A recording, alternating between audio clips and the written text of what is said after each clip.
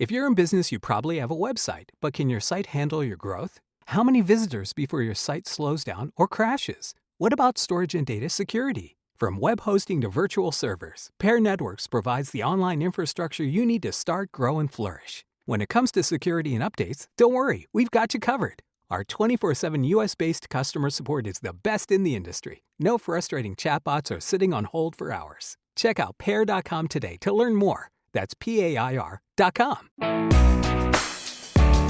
Welcome to the Attention Deficit Disorder Expert Podcast Series by Attitude Magazine. Hey everyone, welcome. I'm Susan Kaufman. I'm here for Attitude Magazine's weekly ADHD Experts live webinar. Thank you so much for joining us today. We have a wonderful expert, Zeigler Dendy, who will be giving us a plan for how to start a new school year with all new challenges and all new teachers to give really you and your child the best possible chance for academic behavior and organizational success as you head into the new year.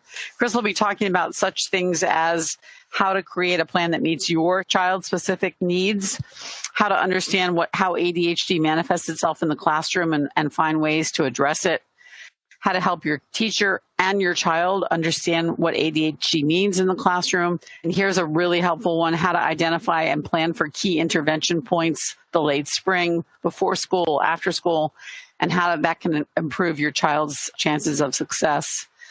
And then finally, something that everyone I think needs to plan for is how to write a brief positive letter about your child to help a new teacher appreciate your child's specific abilities and personality.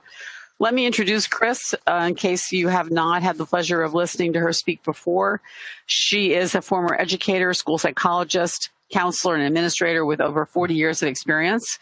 She has an extraordinarily popular book written in collaboration with her son, Alex Zeigler, Teenagers with ADD, ADHD, and Executive Function Deficits. It's just now in its third edition, available on Amazon or on her website, zeiglerdendy.com. It's really a classic in the field of teenagers with ADHD. She has an upcoming book on launching ADHD youth, expected to be published in 2019, and she's just an all-around terrific resource. So, Chris, we really appreciate your time again this year, as always. Thank you. I also want to thank our sponsor. Our sponsors are really critical. They allow us to present our webinars at no cost. We're really grateful for their help. And we have a new sponsor this year called Esteem Therapeutics. It is a new company that has created a way to automate the complex process of managing your child's ADHD condition. You don't have to be your own ADHD expert.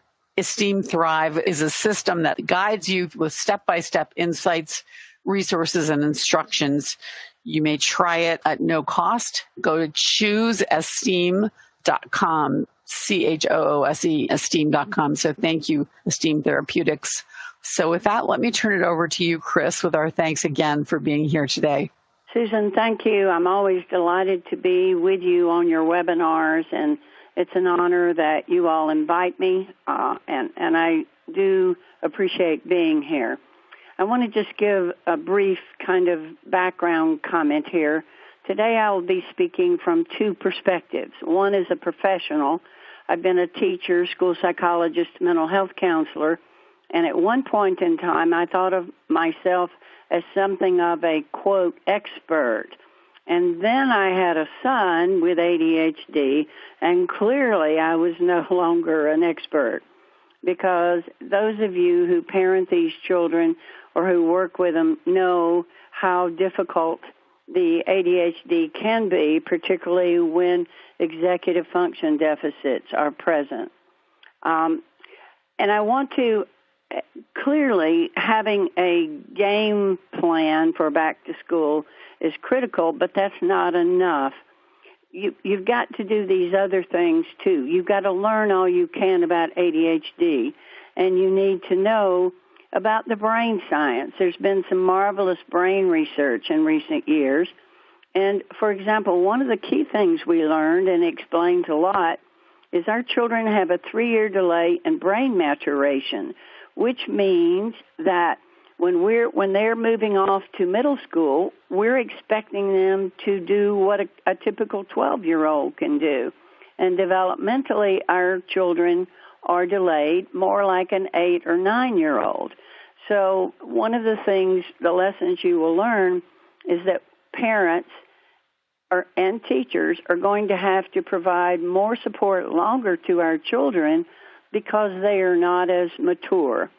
You also need to understand that perhaps 50% of our children have learning disabilities.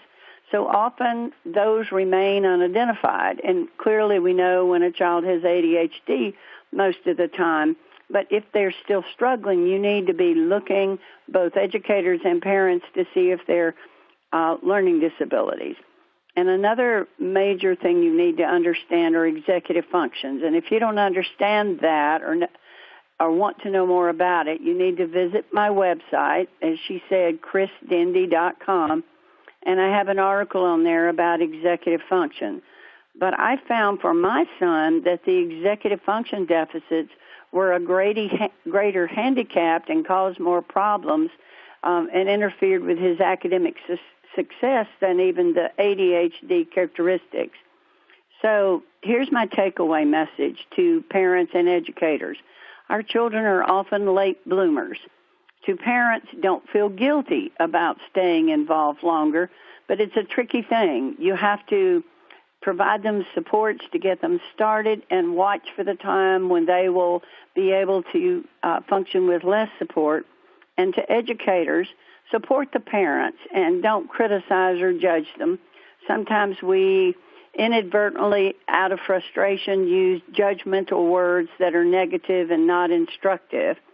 And educators, please double-check for learning disabilities and for executive function deficits. So getting to this first slide, your plan will be different for each child and for other children. And the main question I have is, when I go in to consult, is, are children successful? Are they completing their work? Are they turning it in? Are they able to memorize? Remember to turn in their homework. And you want them to be happy. If a child is not happy at school and not succeeding, something is wrong. Now, I worked in mental health and as a teacher, school psychologist, and here's my kind of a take-home line for you. Succeeding in school is the most therapeutic thing that can happen to a child. And some people are surprised to think of school as being therapeutic, but just think about it. If a child is doing well in class, he is going to be happy. And the truth of the matter is, there's actually research that shows being successful in school is probably equally as effective, if not more effective, than 1 hour of counseling a week in an office somewhere. ADHD education, and everybody in your child's sphere of influence or in his life needs to be educated. That means you, your child, and we have resources for that. There are many books. I have a book, the Bird's Eye View book. I have a video that 30 teens are featured in, and there are clips of that on my website. Now, here's the tricky part on B. You've got to read your teacher. If she knows a lot about ADHD, then just keep your mouth shut. Don't try to tell her more. But if you sense that she doesn't know a lot, then very tactfully educate her with maybe you'll do it with the initial letter that you write them, or maybe you'll give her a one-page fact sheet like my 10 key facts, because you want the teacher to be your partner and you don't want to offend them by making them think you think they don't know what they're doing. So, and if they do seem more interested, then share more information. And again, you can see where the resources are from Attitude or from my own website. I also have a very active Facebook page where I post weekly an article on some topic. Just a week or two ago, I posted a 6-part series on the risk of suicide for our children. And I've posted it on common learning problems. So visit my page. It's just, it's kind of long, so I won't try to repeat it here. But if you go to Chris Dendy, my personal page, there will often be links there to the professional page. It will be at Chris Dendy ADHD, and that'll get you to the second professional page where the longer articles are posted. Now, let's go back to late spring, the year before your child enters the next grade. My son in first grade, I'm a former teacher, and I went to pick him up, and I was dying to see his new report card. And all of you out there who are teachers know what I mean. I practically snatched it out of his hand, trying to be calm, and he looked over at me, and with big crocodile tears rolling down his cheeks, he says, "Mom, please don't look at my report card. My teacher thinks I'm bad." And both of us sat there and cried, because with my background, I knew that this foretold 12 years of academic agony. And there was nothing in the report card that is bad. He was all on target, but he was a slow processor. He was quiet. He was not a behavior problem, but he was slow in learning some of the things that she wanted him to do. So you just need to be prepared to be there for your kid, for your child. And, for example, after that, what I would do is I would go to the guidance counselor in the spring before they made class assignments, and I would say, would you please, Alex is really struggling, would you please place him with a teacher who is positive and understands ADHD and is patient and would be a good match for my son? And sometimes I will add, like Mrs. Smith, but typically it's not a good idea to say, I want Mrs. Smith, because, the teachers don't want to have you telling them which teachers to assign to your child. You also need at that time to check out your IEP and 504 plan and see if you can spot anything in there that needs to be changed, because at some point at the beginning of the new year, you may have to develop or have a meeting and change it. Now, some of you may not have either of these legal protections for your child, and you may want to think about getting one if your child is struggling, and I'll tell you more about that. Before school begins, I typically tried to meet with a teacher, and if appropriate, I took Alex along with me. And particularly in the lower grades, you're trying to really build a good relationship with the teacher. So buy them supplies, whether they're pencils or crayons. And if your child is always losing pencils, it'd be a darn good idea to take them pencils. I also would prepare a letter for the teacher and write. Sometimes parents will put a picture in there of their child, and depends on the size of the school. And I would tell you his strengths and what he likes to do. And then I would tell you his challenges. And then what I urge you to do is also list either the strategies or the accommodations that were most helpful. But you may not be aware of this, but that teacher may never see your child's IEP or 504 plan for a month or two into the school year. So your child is going to be floundering if this teacher doesn't have some guidance early on in the process. Now, the other thing that I do is I try to meet with a guidance counselor and address a couple of issues. You might share this same letter with the guidance counselor. And I would also talk to her, typically our children are most successful academically of a morning. So you want any heavy academics in your middle and high school especially to be scheduled before lunch, because sometimes after lunch the medicine will start to fade. So that's one of the things you want to consider.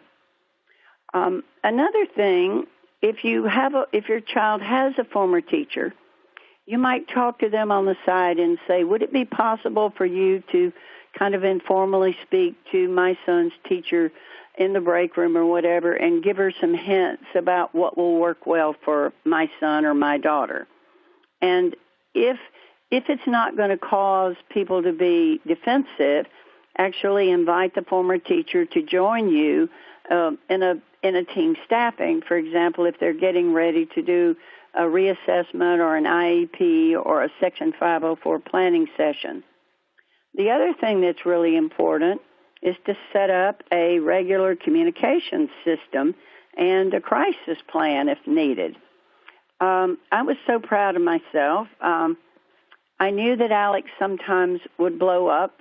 He was frustrated. I mean, he's not the kind of child who got angry, but he was terribly frustrated. We didn't know about executive function deficits. We didn't know he had learning disabilities.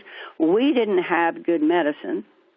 So let me warn you, if your child breaks up with a girlfriend or a boyfriend, you better be ready and have a crisis plan because of their emotionality.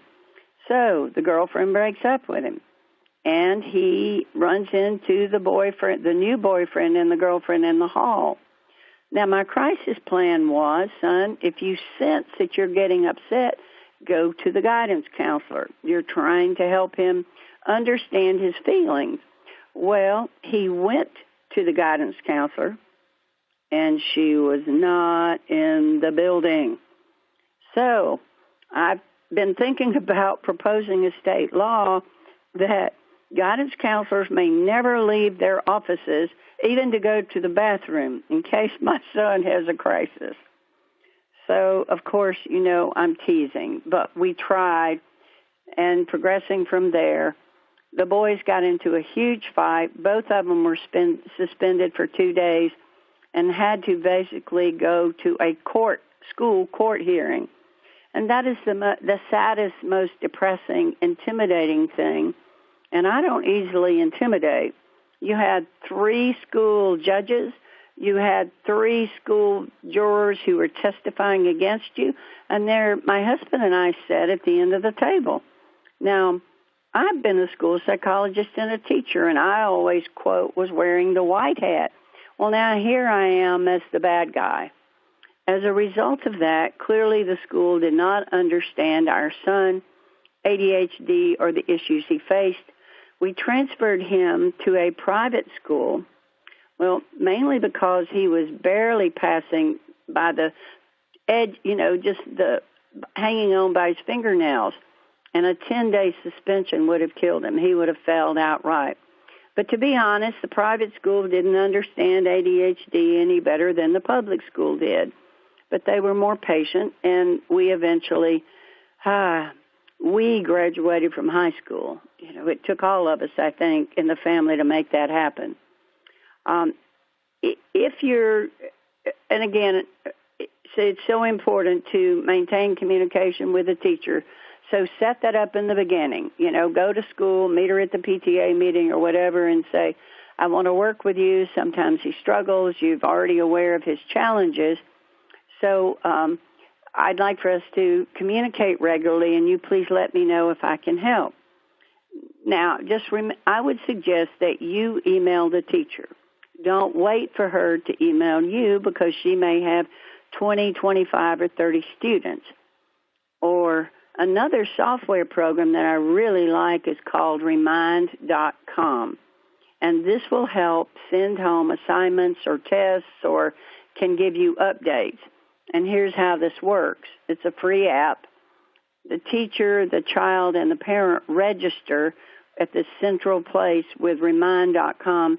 Teacher enters homework assignments, enters due dates for long-term projects, and it goes immediately to the parent and the child. And it also would be a way to tell about missing assignments. So I think technology is going to be the saving grace for so many of our children. And I think it's a blessing. I'm so thrilled. Finally, on that slide, I always tried to find a voice of reason, somebody who was sympathetic with my son. And if you stop and think about it, there have got to be teachers in that school who have children with ADHD who fully understand what you're dealing with. And they can kind of help advocate for you behind the scenes as needed. Here's just a few tips for getting ready at home. And I saw from your survey that this isn't a huge issue, but just make sure that he has his health checkup, your child, boy or girl, and that you have medications on hand, your ADHD meds, consider a family calendar marking important dates.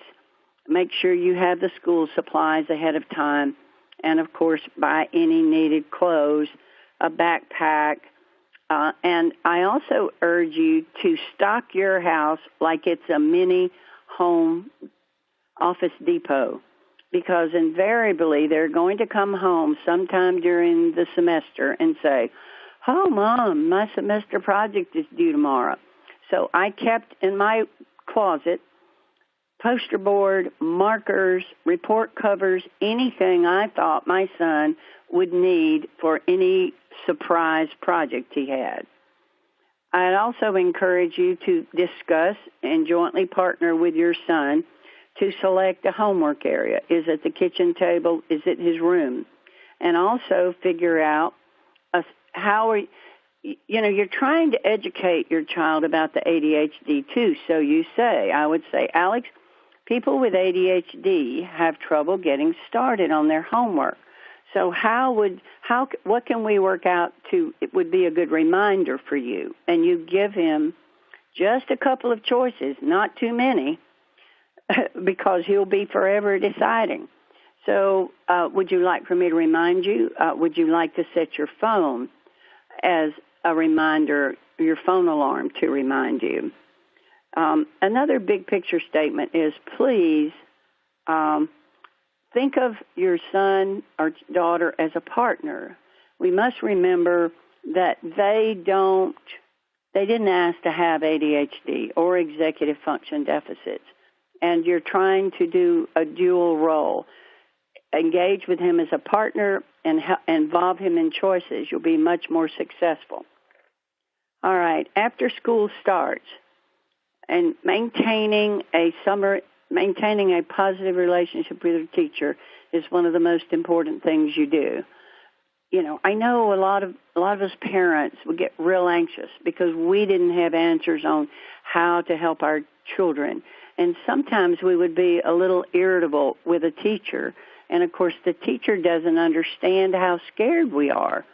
So teachers, just be aware that sometimes when our parents get edgy, that it's because they're frightened for their child's future, and they see you as the expert. And if you don't know what to do, then it's terrifying to them. I always, second bullet point, schedule a meeting with the teacher to kind of check in and make sure everything is okay. And then again, if you know they're going to struggle, check in every couple of weeks with the teacher, send them an email, and check it out. Also, I covered all the bases because my son really struggled. I attended the open house. Please tell me, what is your homework pattern for algebra? Please tell me, do you have any long-term projects? So that I knew ahead of time that I should expect Alex to have algebra homework 4 nights a week. And I would always ask, please notify me. And you also want to get this in the IEP or 504 plan, that parents will be notified about a long-term project. Because as Barkley said, for a combination of reasons related to executive function deficits, a long-term project requirement disables our kids. It's complex, and I don't have time to go into it all now, but that is very important that it be broken into segments and that you be notified in advance.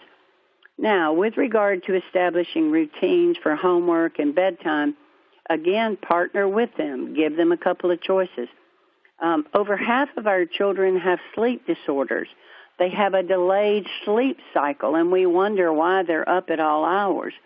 So you may need to talk to your doctor about that if that's a huge issue for you. And some of our children actually have obstructive breathing issues, which means they wake up more often because they're having trouble breathing. Now, the important thing about sleep is that is when our memory is consolidated. So anything you learned at school is consolidated in your memory. So you really need parents to be on top of the sleep issues to make sure he gets restful sleep. Now, with regard to homework, I usually would have Alex at the kitchen table. You may want to set up a space, kind of a desk-like space in his room with pencils and papers and the things he needs. But the other thing you need to recognize is when more difficult work is required, utilizing executive functions, they deplete that executive function capacity, and you need to let him get up, go get some water. Barkley also suggests sipping on sugary drinks, just like I'm doing now, to kind of keep the glucose levels, the sugar level in their brain higher so they can concentrate better. I also would think about guidelines for electronic use. If your child is responsible, okay, but some of our kids want to charge the phone in the bedroom, and every time a text comes in, they're waking up, and they're not getting restful sleep. So some parents will have like a central place for charging. And one of the other things is to set up a launch pad. This was Kathleen Nadeau's idea, but it's a place near the exit, near the door, that they will visually see, because our children, internally, their brain is not going to remind them. You have to rely on external reminders, so that there's a table and they put their homework in their backpack the night before, put the backpack there. If they have gym clothes, any of those kinds of things, permissions, get them all there so he won't forget them. You also need to be aware of common learning disabilities that our kids have because of the executive function deficits. Reading comprehension, they can't remember what they read. Writing essays and reports, they can't hold information in mind and get it down on paper. Math facts, oh my gosh, how many evenings did I spend memorizing math facts with Alex, and the next morning he wouldn't know them. And there are ways to help them memorize, and I write about that in my books, but you can't do rote memorization. And another issue is, again, watching for the slow processing. If they write more slowly, take more time, homework takes forever at night, you need to be talking to your teacher if you're the parent. Because if it's taking more than 30 minutes or so, then I would suggest that you record how long it took the child to do, talk to the teacher and the parent and the child consider reducing the assignments. One other thing that I want to mention is that it's important for you to understand the two laws that provide protections to our children. One is education law, IEP, IDEA, and number two is Section 504 of the Rehabilitation Act, ADA. And there have been some recent revisions to 504 that point out two major things. Your child is eligible for services under 504, and he does not have to be failing a class to be eligible. And there's a lot of misinformation about that out in the field. And the other thing is, if you're the parent and you're working really hard with them at night and you're structuring them and you're making sure they get started, and that's why he's passing, they can't hold that against him and prevent him from getting a 504. And one of the last things I would say is, if you think your child will need supports in college or technical school, be sure to get an IEP or 504 before their senior year, so that you will have that as a sort of documentation for them to, in case they need it in college. And if they're transitioning to a new school, I kept thinking that, okay, this is going to click. Alex is gifted intellectually. He's going to do well.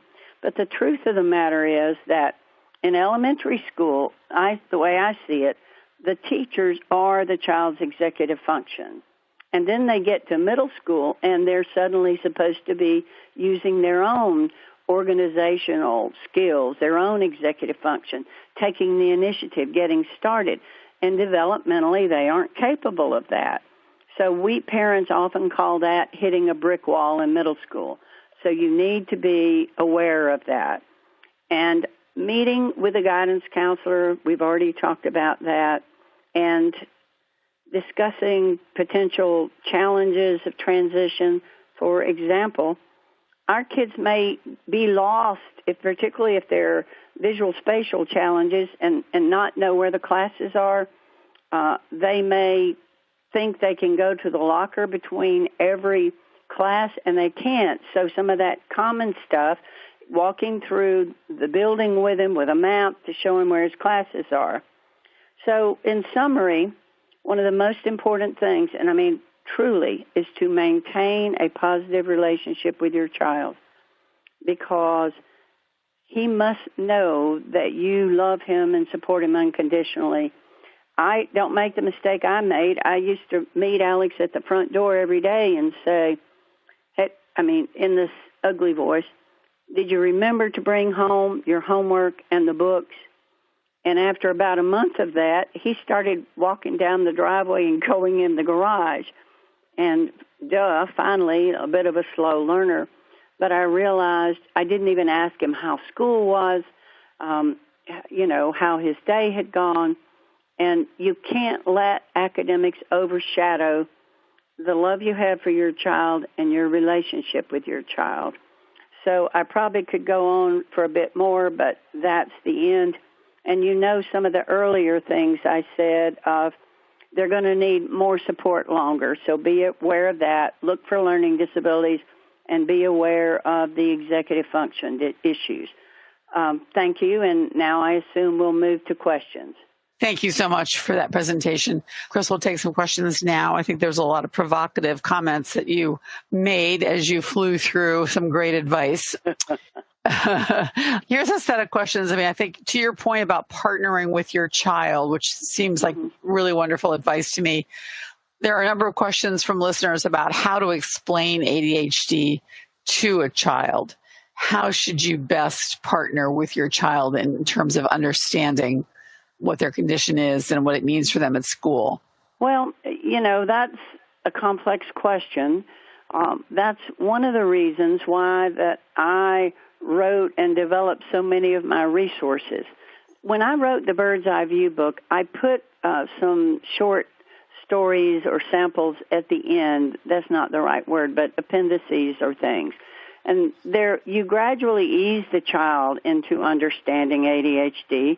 For example, Alex talks about his ADHD and what it was like for him, and he did the comparison of when I started wearing glasses, I could see individual blades of grass, and when I started on medicine, then I could really focus and pay attention. It's like I was seeing and attending to things I didn't know about. But in the back of, in some of the related issues, I have things like, how do I know if I have ADHD? And sometimes you can sit down with your child and say, does any of this sound like you? So you talk it through that way. And I also have a section that says, what do I need to know about my brain? And it explains the brain chemistry. And a lot of us prefer to use the term late bloomers.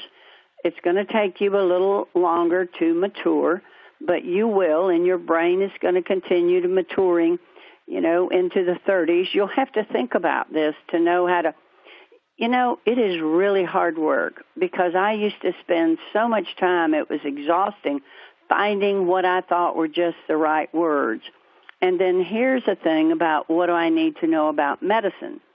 Now, I know some of our children are anxious about medication because they hear awful things in the news. But in our video we filmed for kids, real-life ADHD, we filmed 30 children, and we had a segment on medication. And there were a lot of kids that commented on it, and 2 or 3 of them did not take medicine, but most of them did. And they're saying things like, when I didn't take medication, I was really bad. I got into a lot of trouble, and I don't want to do this. So my medicine really helps me. So what I find is that teens are often another teen's best teacher, and we did the video in such a way that it was in 20-minute segments. we know our kids can't pay attention longer than that. So one of the little tricks I suggest is if you know your child's coming home and he's just walked in the door, that you start the video on the section on medication or some section in the video, because invariably if you're in there laughing or they hear the TV on or the video on, they're going to wonder what's going on. And I actually saw that happen. And there's humor in these videos. We also feature an adult physician who has ADHD, who is quite talented and very humorous. But that's one of the reasons why I have developed an array of resources, because I didn't have those for my son. And you don't use necessarily the same words. But again, when you're trying to partner with them, I spent a lot of time trying to educate Alex. Alex, people with ADHD have trouble falling asleep. Or Alex, people with ADHD have trouble getting started. Or they have trouble being organized. And, you're doing two things. Otherwise, if you don't tell them those kinds of things, I asked one of Alex's friends why he, thought that he was not doing well in school. And he said, I must be lazy. Oh, my gosh, that broke my heart. But if we help our children understand what those ADHD struggles are, then they will, number one, know that they're not just being lazy or disrespectful, and you give them a strategy. Okay, let's do this or this, and take a choice. But that's how I would approach it. And that was kind of a rambling answer. Susan, I think that was really helpful. One, people are wondering exactly where your videos are available. You mentioned the videos several times. All my books and videos are on my website, and it's chrisdendy.com. chrisdendy.com. Yes, and you can actually see clips of the video for our teens with teens. Now, they're all teens except the physician at the end, and it's about a 2-hour video, but don't try to watch it all the way through. In fact, with the Bird's Eye View book, if you have kids who are willing to read, in the very opening part, I say, do not read longer than 20 minutes. It's hazardous to your health. So you have to consider the child's ability to attend. And we also did a video, my husband insisted, a video for fathers. And the father's video clip is on the website also. And what some fathers are too busy to come or don't understand it, or were like my husband, a military dad, who thought discipline would fix everything. And my husband so wisely tells them it didn't work, and here's what does work. That's great. And you gave some really helpful ideas on how to explain ADHD to your child. What about similarly to teachers? There are a couple of questions here about this. How would you best inform teachers, and in your view, what should teachers really know? What would help teachers work better with our children? Well, I would start out with something simple like the getting to know the child. The letter will help. And I think that will set the tone of you'll see what's happening.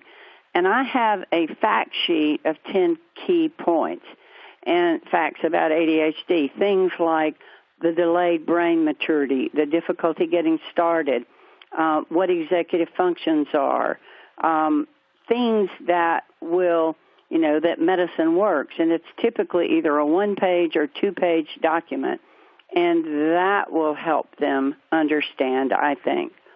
So that's something I like to use. And then we have on our website a great one-pager that Chris created, the Iceberg, which is a handout to give out at school, and I can't recommend it highly enough. You'll find it on attitudemag.com. It's the Chris Dendy Iceberg chart, as we call it, and you'll see it under School and Learning. It's a great handout. I think last year we had over 5,000 people downloaded to hand out at school, so it's free. I would suggest also using it for parents because it helps. I have treatment professional to frame it and put it in their offices. And parents buy it to show to their parents, to relatives, to other people, because it helps them. So you have to read your teacher to make sure that they're ready to see something like the iceberg. And, of course, we have our original 11 by 17, I think, color poster that a lot of people frame, and that's available on our website. But Susan and I talked, and even though this is a copyrighted iceberg, Susan and I felt it was important enough, and Wayne, of course, to share with Attitude, and they did a fantastic job, and I'm so glad that people can access it. Interesting comment here from Patricia Chris, who's a special ed teacher, and she's raising a concern that others have raised on the webinar as well. She says, quote, as more and more parents empower their children with the information about ADHD, I'm noticing that kids are now coming in and using it as an excuse. I can't write a 3-paragraph story because I have ADHD. I can't sit during their 10-minute read aloud. I have ADHD. I can't do multiplication because I have ADHD. What's the alternative to this? So that's from a teacher. That's why I really recommend the video, because Dr. Mandelkorn will sit there, and at the very end he talks about, now you may have trouble with this and that, but you cannot use it as an excuse. So none of the leaders in the country researchers will say it's an excuse. It explains some things, and it's a reason, but they can still learn how to do and will. And so, you know how it is. The kid it's hard for them, so you kind of do what I call soothing ruffle feathers. John, I know this is hard for you, son, but you can't really use it as an excuse, but here, let me help you. Or if there's another student who can help him, start getting started on an essay or whatever project he's working on. But clearly, parents need to give the message, look, it's not an excuse, and we've just got to make the best of this and figure out how to, interestingly enough, you have to teach them things that we take for granted that they already know. Okay, great. I think there's a lot of interest in Chris, in your mention of remind.com. And yes. What the listeners are wondering, are there other apps and tools that you recommend for helping ADHD kids at school? Yes, but I don't have the list in front of me. Let me think. We do have several webinars on that topic in our archives, just if you want time more to think about this. And I can send you something, but for example, Time Timer is very helpful with regard to time issues. And I'm sitting here looking at my clock timer, and my colleague Carly has an app on her phone with Time Timer. And you've got to remember, time is abstract, and Time Timer has a red line that moves as time passes, and that helps our children recognize that. Alex loves his phone because he can put reminders in there. Our kids can take pictures of the homework assignment on the board. My daughter-in-law loves something called Teachers Pay Teachers, which is allows you, teachers will make up creative strategies to teach concepts, and then another teacher can buy that rather than having to create her own new stuff. Helpful. Listeners, we do have a number of articles on apps at school, so look on our site for that. We won't go into that. So number of people were very interested in your comments about recent developments in the 504, especially that to know that your child is eligible without failing. Is that also the case for IEPs? And can you give any more tips to managing the IEP 504 process and making adjustments to it as the school year goes on? You know, I'm certainly not an expert on the law, but I've always been told that Americans with disabilities trumps everything. IDEA 504 because it's a civil rights law. Now, I have created a summary of what the latest changes are. Plus, there's a document out from Office of Special Education that's called Know Your Rights, and then it's related specifically to ADHD. And I also have the link to that. Now, I can send that to you for you to post. My summary, because I'm a former lobbyist, I will reference a certain section of the policies that they wrote and then explain what it means or interpret it as I see it. Okay. So, we also have a very extensive description of the 504 versus the IEP on attitudemag.com. So, and you're right, Chris, it's a big topic. So, I think it helps if we pull out the key elements that are specific to our kids, because you know how it is. If you have a real long document, it's hard to find the meat that you're looking for. Right. So I'll send these things to you, and then you can decide whether or not to use them. Or they can email me, and I'll send them my summary and the link to the Know Your Rights paper. Okay, great. And my email is just my name, chris@chrisdendy.com. Okay. So another question, there are a number of parents who are all on board with partnering with their child, but their child isn't on board with partnering with them. So more than one person has posted that their child is very resistant to any intervention by his or her parents into the school process, does not want their advice, doesn't want strategies. How should a parent deal with, I guess, what might be called an oppositional child? Well, one of the things I did early on, and obviously you can't always do, but I was chairman of my CHAD group, and we set up a program where teens came in and talked to younger kids. And so what you're doing is educating them about it so that they're not so reluctant. And in our teen video, the three of the young people who are speaking say, you're going to need a little more help for a few years until you can get it on your own, so be willing to accept help from others.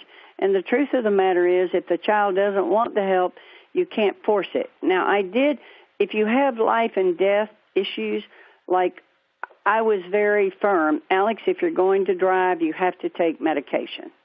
But the more you educate your child, the more that they'll understand how you're trying to help them. And sometimes it's like maybe mom can't do it, but dad can because of the relationship issues. So if one parent's better at this and more patient, or the kid will accept it, or get the doctor to talk to the child and say, you may need more help, but just helping him understand that, how do I explain that? Well, it is challenging. I know it's challenging with a resistant child, but I think your advice about having listening to their peers sounds really great. I mean, I think that's, can we turn for a second to middle school? Parents are saying, and I can so empathize with this, that the challenges of having a good relationship with a teacher escalate when your child reaches middle school and suddenly has 6 teachers. And even the idea of, scheduling a meeting 2 or 3 weeks in with a teacher suddenly becomes really complex when you have 6 or 8 teachers. What do you recommend for middle school? Are there any specific suggestions that you would find useful for dealing with the middle school world? Well, you're so right. When you've got to track down all those other teachers, that's tough. So maybe what you do is you go through the guidance counselor, or you see if the guidance counselor can arrange. She can go behind the scenes and say, please be aware this child is ADHD and is facing these issues. And, what I would do, if algebra was the class where my child was struggling, I'd be sure I had a good relationship with the algebra teacher. And so just also, sometimes you can, if you're active in the PTA, you do a program on ADHD and help them understand. I know one night I did I had the good fortune to do an intensive training at a local school for 3 months, and I did a parent session for them one night, like a PTA thing. And so anything that you can do now, I don't mean this unfortunately, but times change. Everybody thinks they know all they need to know about ADHD, but they don't. And so autism is really just consumes most of the air, and understandably so, because it is so complex. But see if you can't get a training session on ADHD. Okay, that sounds really good advice. A question from a teacher, which I love this teacher. She's so open here. She's here listening, and she wants to know, what do you suggest that educators can do to help their students and families with ADHD have a successful year? Well, if you identify, be on the lookout for those hidden learning problems I told you about. Mm-hmm. And, for example, if it's, our children can be in classrooms with a teacher who is rigid and there's conflict. And, yes, they're going to have to get along with some difficult people throughout their lifetime. But if this is happening time after time, switch that child out, because we know that in negative anxiety-producing environment that our brain produces cortisol, and it blocks our ability to learn. And so that would be one thing. And if this person you're speaking of is an administrator, the administration from the top down sets the tone of helping or not helping, or being supportive or not. And so hopefully setting that kind of atmosphere. One of the exciting programs we know about is a model program that one of my friends and colleagues set up after school. And basically the kids came every afternoon and they helped them get their homework done. This nurse wrote a grant to do it. They worked on executive function skills, getting started, organizing it, and she set it up so that it was fun. And grades improved, fewer discipline problems. And then after the kids graduated, they came back and spoke to the younger students. And so the students were happier, teachers were happier. So I'm very sorry to say we're out of time. I just want to say two things in addition to thanking Chris so much and referring all of you to her website. And one is that there are a number of questions about the IEP 504 process. And we are going to post some links to some attitude materials that I think you'll find helpful. And the second is I want to just thank again Esteem Therapeutics. They are a new company that has an automation of managing your child's ADHD that allows you to log in and guides you through all the insights and resources and instructions you need. And that's at chooseesteem.com. So I think you'll find it interesting to check that out. Chris, thank you again so much. Thanks for inviting me. Have a great school year. Thanks. Okay. Talk to you soon. And don't forget to check in every week. We have another wonderful webinar, including one specifically on IEP and 504. So look at our schedule. Thanks all. Goodbye. For more Attitude Podcast and information on living well with attention deficit, visit attitudemag.com. That's ADDITUDEMAG.com.